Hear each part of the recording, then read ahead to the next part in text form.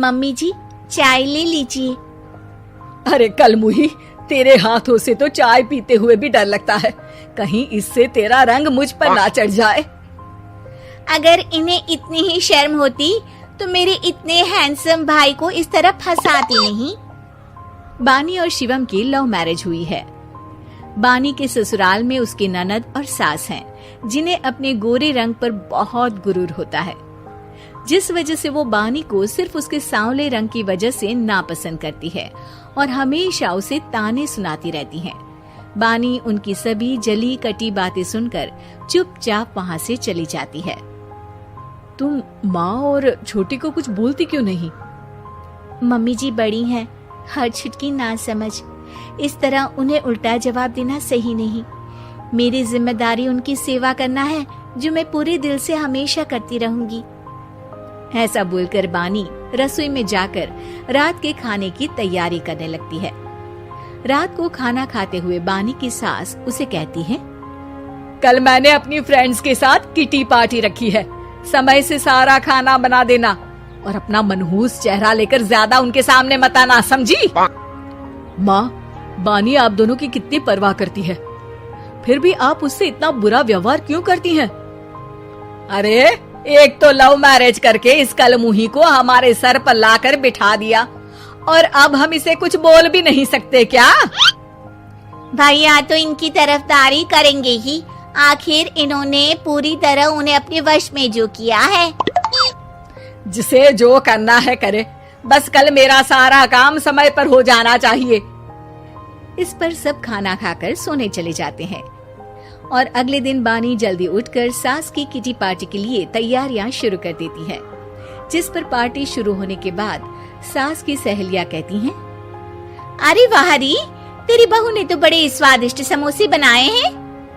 हाँ भाई, रंग कैसा भी हो, खाना बनाने में बिल्कुल अन्नपूर्णा है। अरे इसकी भी क्या बात करनी, मेरी बेटी से मिलो, इसकी सुंदरता के आगे तो उर्वशी रंभा भी फेल है। उर्वशी रंभा को तो फेल कर देगी, पर क्या अन्नपूर्णा बन पाएगी?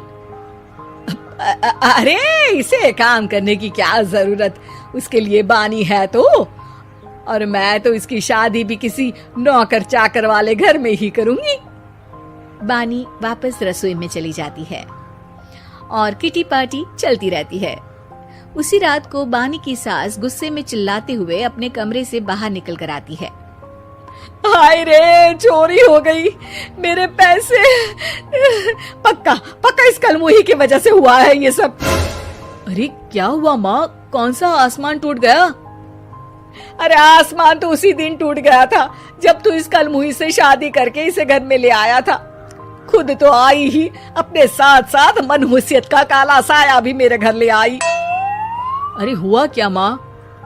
अरे मेरी तिजोरी में रखे पैसे कहीं गायब हो गए, सुबह ही देखा, अरे यहीं रखे थे।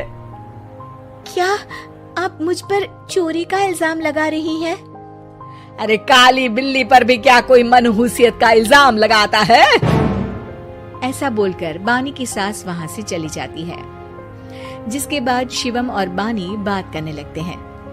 देखो, मम्मी की बात का बुरा मत मानना, वो बस परेशान है ना, इसलिए कुछ भी बोल गई। वो परेशान नहीं, मुझसे नफरत की वजह से ऐसा बोलकर गई हैं। उन्हें मैं हमेशा एक आंख नहीं सुहाती। देखो बानी, अगर तुम चाहो तो हम दूसरा घर लेकर वहाँ शिफ्ट कर सकते हैं। आखिर तुमसे प्यार करके तुम्हें अपनी जिम्मेदारी पर इस घर में लेकर आया हूँ, इस तरह टॉर्चर नहीं होने दे सकता। अगर आप साथ हैं तो मुझे किसी चीज की टेंशन नहीं, और आखिर वो हमारी बुजुर्ग हैं, हम उन्हें और छुटकी को इस तरह अकेले छोड़कर कैसे जा सकते हैं? इसके बाद बानी भी अपने कमरे में चली जाती है और अब हर रोज उसकी सास की तिजोरी से पैसे गायब होने लगते हैं। इसी तरह कुछ समय बीत जाता है और वो हर बार हर चीज का इल्जाम बानी पर लगाती है, पर बानी कभी कुछ भी नहीं बोलती। कलमुही नास पीटी, बहू को घर की लक्ष्मी बोलते हैं, ये तो पनौती बनकर आई है, पनौती। एक रात बानी की सास को आधी रात में प्यास लगती है, तो वो पानी पीने रसोई की तरफ जाती है। तभी उसे अपनी बेटी के कमरे में कुछ आवाज सुनाई देती है। हाँ हाँ, मैंने मम्मी की तिजोरी से हर रोज थोड़े थोड़े पैसे निकाल कर हम दोनों के लायक खूब पैसे इकट्ठे कर लिए हैं। और मम्मी आज तक उस सब के लिए भाभी को ही जिम्मेदार समझती है। तुम बस जल्दी से आकर मुझे यहाँ से ले जाओ और हम कहीं दूर जाकर शादी कर लेंगे। मम्मी को कुछ पता नहीं चलेगा, सब मुसीबत खत्म। अपनी बेटी की ये सारी बातें सुनकर बानी की सास भौचक्की रह जाती है और अपने कमरे में वापस चली जाती है। जब अगली सुबह बानी सास के कमरे में आती है, मम्मी जी, क्या बात है, आज आप कमरे से बाहर ही नहीं आई? आपकी तबीयत तो ठीक है ना? क्या छुटकी कमरे से बाहर आई या तुम उसके कमरे में गई? नहीं नहीं, क्यों, जाना है क्या? मैं अभी चली जाती हूँ। नहीं, कोई कहीं नहीं जाएगा। इस पर वो बानी को साथ लेकर कमरे से बाहर आती है, जहाँ शिवम भी होता है। वहाँ उसकी सास बोलती है, छुटकी मेरी तिजोरी के सारे पैसे लेकर अपनी माँ के बारे में कोई ख्याल करे बिना किसी लड़के के साथ घर छोड़कर चली गई। और बहू, तुमने मुझ जैसी सास की सेवा करने के लिए अपने ही पति के साथ दूसरे घर जाने से मना कर दिया। मैंने हमेशा तुम्हारा रंग देखा अच्छा ही नहीं, जो मेरी सबसे बड़ी गलती है। मुझे माफ कर दे बेटा। और इसके बाद बानी की सास कभी अपनी बहू की तारीफ करते थकी नहीं।